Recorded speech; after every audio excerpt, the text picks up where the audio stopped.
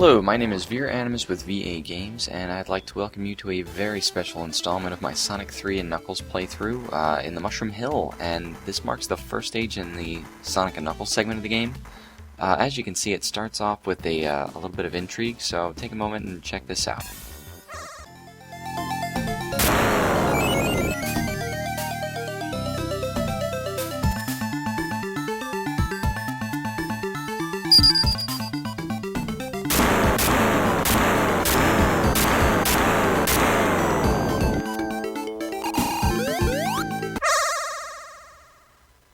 And we're back. You may have some questions if you've never played this before. First of all, the Emerald Shrine that we were just in is the Hidden Palace, which was originally planned for Sonic 2, but it didn't make it through to the final production. But there are some relics of it left in the game. Debug mode can help you check it out and stuff.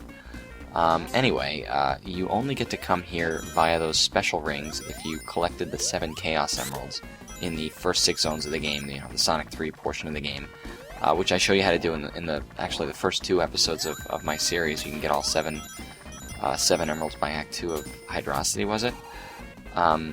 Anyway, that means, of course, that you must be playing with Sonic 3 locked onto Sonic and Knuckles in order to actually get there. If you're just playing Sonic and Knuckles, the special rings will only transport you to the regular special stages, and then you'll attempt those games for the 7 Chaos Emeralds instead of Super Emeralds. With that established, let me explain briefly exactly what happened. Upon entering the shrine, the Chaos Emeralds reacted with the Master Emerald, and at least it looks to me like the Chaos Emeralds turn into these Super Emeralds. I suppose whether they turn into the Super Emeralds, or summon them, or just even give their power to them is another debate altogether. But the fact remains that the Super Emeralds exist, and right now, they're in front of us. So, also note that because Sonic gives up the Chaos Emeralds here, or maybe they're just taken away from him, whatever, he loses the Chaos Emeralds, so that means you also lose the ability to transform into Super Sonic.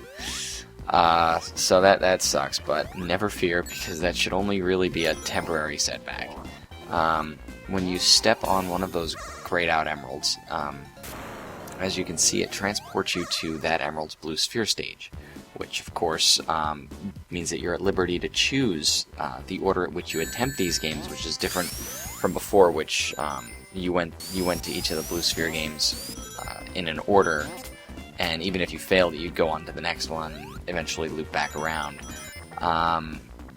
But yeah, no, you get to choose the ones that you want to go to, and because, just like Sonic and Knuckles is a little bit harder than Sonic 3, these Blue Sphere games for the Super Emeralds are a little bit more complicated and involved than their Chaos Emerald contemporaries.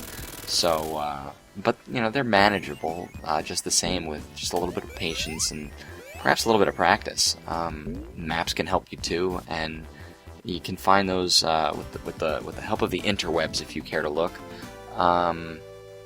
Anyway, when you finish a blue sphere map, you will collect its Super Emerald, and color comes back to it once you complete it. So you can't go back to do it again, but why would you want to? So that's all right. Anyway, when you do get all 7 Super Emeralds, something very special happens, and this is, I think it's the only game in the entire Sonic universe in which that does happen.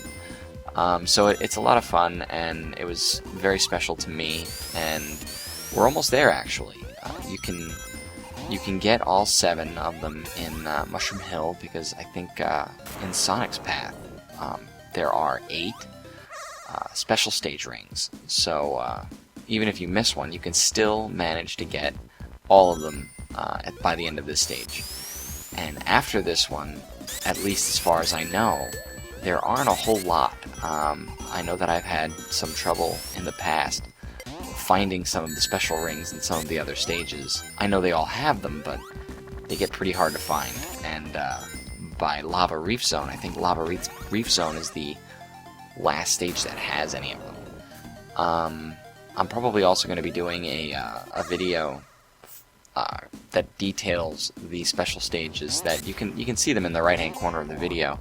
but I'm probably going to put out a separate video altogether that focuses specifically on them, and my thoughts and opinions on the best way to approach them, just in case you guys are interested in that. I did a lot of practice runs for this level, and because I was very nervous about, I needed to get all of the emeralds in one take and get through the level in one take in a fairly efficient manner. And I think I did okay. The gameplay, as you can see, is very off-kilter, and this is certainly not my greatest performance. But I do follow my path pretty strictly, and as you can see, we are approaching the very last of the Super Emerald stages. And yeah, it was a lot of fun, and now that we have all of them, you know, we can actually become hypersonic now, and that is a super version of supersonic, so supersonic squared, I guess. Not too much has changed. He still has his invulnerability. He flashes the colors of the Chaos Emeralds. What else? He has a jump sort of like the Magnet Shield, and that's kind of interesting. It's a lot higher than the Magnet Shield, and when you execute that second jump, it actually eliminates all enemies on the screen, and you can jump in any direction rather than just straight up. So it's really cool, and I love hypersonic, and you can of course get hyper and super knuckles as well. This is actually also an interesting benchmark for Tails, because if you've ever gotten all the emeralds with Tails, he doesn't have a super form. But if you get the super emeralds with him, he does. He gets super Tails, and that's fun.